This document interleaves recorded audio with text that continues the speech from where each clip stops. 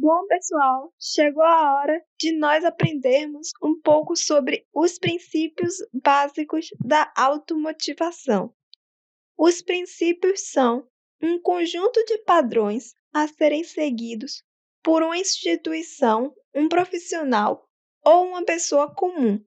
Eles são vistos logo no início de um determinado assunto.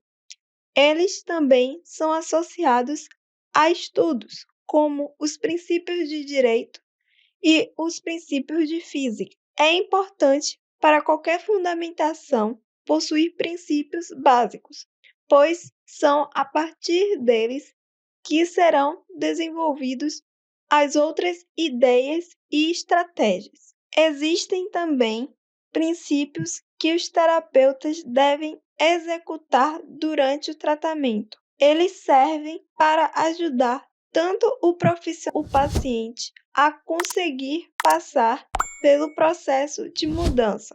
A seguir, falaremos quais são esses princípios básicos a serem executados pelos terapeutas. O primeiro princípio básico é a expressão de empatia. A empatia tem origem grega e significa conseguir entender o outro e as suas necessidades. É ter a capacidade de se colocar no lugar do outro e entender as situações e circunstâncias a partir de sua visão. Essa capacidade vai além do nível de aproximação que você tem com a outra pessoa. Não é preciso, portanto, conhecer a história de vida dela ou ter algum laço sentimental. Basta somente ter o coração aberto. Coração aberto. A empatia se torna um fator fundamental durante todo o processo de mudança. O terapeuta deve possuir a solidariedade emocional para com os seus pacientes, tendo a capacidade de se colocar no lugar dele e entender os motivos para a continuidade daquele comportamento. A partir da técnica reflexiva criada por Carl Rogers na década de 1940, o profissional irá ordenar e compreender as experiências pessoais do paciente, sem intervir com opiniões de fator pessoal. Carl Rogers foi um psicólogo norte-americano renomado do século XX. Nascido em 1902, ele desenvolveu a sua abordagem por não querer identificar quem buscava a terapia como doente ou até mesmo paciente. Ele concorreu ao Prêmio Nobel da Paz em 1987 e, além disso, existem 12 filmes que abordam os seus trabalhos. A escuta reflexiva se trata de ouvir o outro e entendê-lo de forma que ele perceba que está sendo ouvido e entendido. E para essa abordagem, Rogers destacou 3 condições: a congruência, a consideração incondicional e a empatia. Nesse tipo de escuta, o foco deve ser sempre a necessidade ou problema do paciente. A técnica utilizada é a repetição do que foi dito a partir de suas palavras. Com isso, a sensação de ser entendido pelo paciente irá aumentar. E, além disso, ele ainda vai construir uma confiança em seu terapeuta. Nessa parte, entra também a resposta empática, que se trata de uma habilidade desenvolvida pelo terapeuta. Assim, ele consegue entender e respeitar o seu paciente, ao mesmo tempo em que o auxilia e avalia os comportamentos que precisam ser mudados. O segundo princípio é desenvolver divergências. O profissional deve mostrar ao paciente as divergências entre o seu atual comportamento e os objetivos que se deseja alcançar. é uma forma de fazer o paciente encarar a necessidade de mudança e aceitar seguir os próximos passos. Além disso, ele irá tomar consciência dos malefícios que ele tem e terá com a continuidade daquele comportamento. Por exemplo, o paciente deseja perder peso ou começar a praticar algum esporte. Porém, ele possui uma vida sedentária. Logo, ele deve Olá, peço enxergar. desculpas por interromper sua aula por um breve momento, mas tenho algo importante e vantajoso para compartilhar com você. Se você está gostando desta aula, tenho uma ótima notícia. Agora você pode levar sua experiência de aprendizado para o próximo nível fazendo sua matrícula em nosso site. Ao se matricular, você terá acesso exclusivo a uma série de benefícios. Primeiro, você pode baixar a apostila completa do curso em PDF, perfeita para acompanhar as aulas e revisar o conteúdo sempre que precisar. Além disso, ao concluir o curso, você terá a oportunidade de adquirir um certificado de conclusão, um grande passo para o seu desenvolvimento profissional e acadêmico. E sabe o que mais? Ao assistir às aulas diretamente em nosso site, você terá uma experiência de aprendizado sem interrupções ou propagandas. Isso significa mais foco e eficiência no seu estudo. Então, não perca essa chance. Clique no link na descrição deste vídeo ou visite nosso site para se matricular agora mesmo.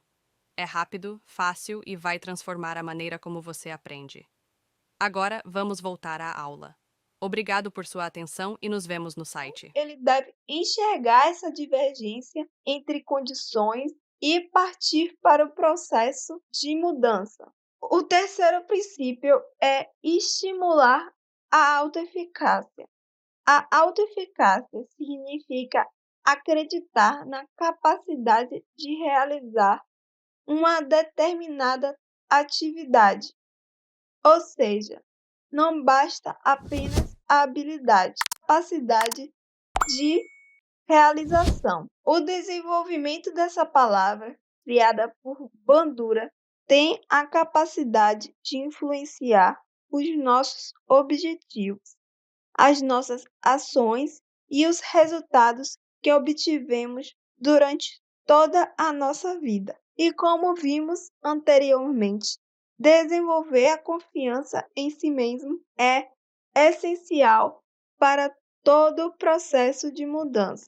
Acreditando na sua capacidade, a possibilidade de mudança se torna ainda mais possível, uma vez que o paciente irá se sentir motivado para continuar e manter o novo comportamento. Por isso, desenvolver essa crença pessoal se torna necessário no processo de mudança comportamental. O quarto princípio é evitar discussões. Ao tratar a necessidade da mudança de forma errada, o paciente pode vir a desenvolver uma resistência quanto a ela.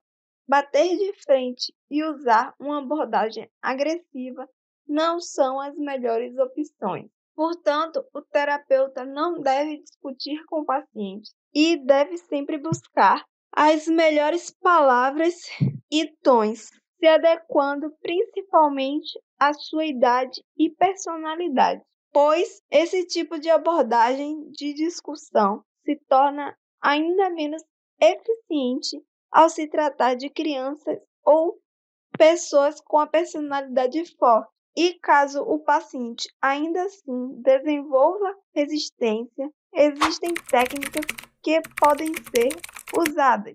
E é aí que entra o quinto princípio, que é fluir com a resistência. Uma resistência pode ocorrer tanto pela maneira errada com que o problema foi passado para o paciente, quanto por uma questão pessoal dele. E caso o paciente venha a desenvolver essa resistência perante a mudança, o terapeuta deve saber lidar com elas, as utilizando da forma correta.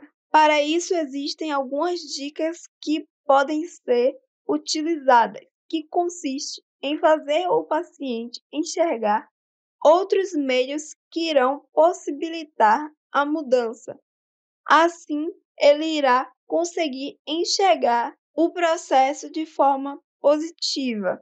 Outra forma de lidar com a resistência do paciente é concordar, mas ao mesmo tempo mudar um pouco a linha de pensamento de forma que pareça que veio do próprio paciente aquela ideia. Reinterpretar também é outra forma eficiente de lidar com a resistência e consiste em fornecer ao paciente uma nova interpretação do que foi dito ou então alterar o cenário de seus pensamentos de forma que o novo pensamento seja introduzido de uma maneira mais fluida. O paradoxo terapêutico também é outra forma de lidar com a resistência e consiste em usar uma frase ou um conselho inesperado pelo paciente, com o objetivo de incentivá-lo a fazer o que ele teme.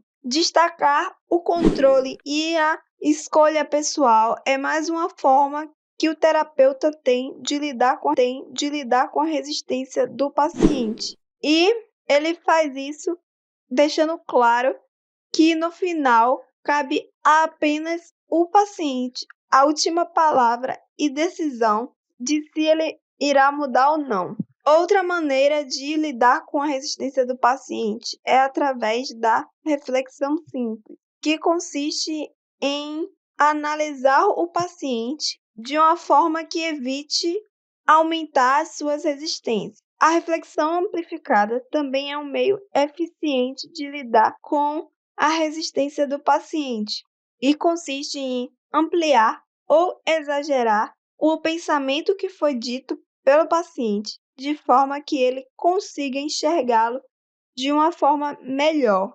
E por último, mas não menos importante, a reflexão de dois lados, que é uma perspectiva que mostra ao paciente os dois lados do pensamento, a partir de uma escuta crítica do terapeuta. Para isso, o terapeuta deverá usar o que foi dito anteriormente pelo próprio paciente.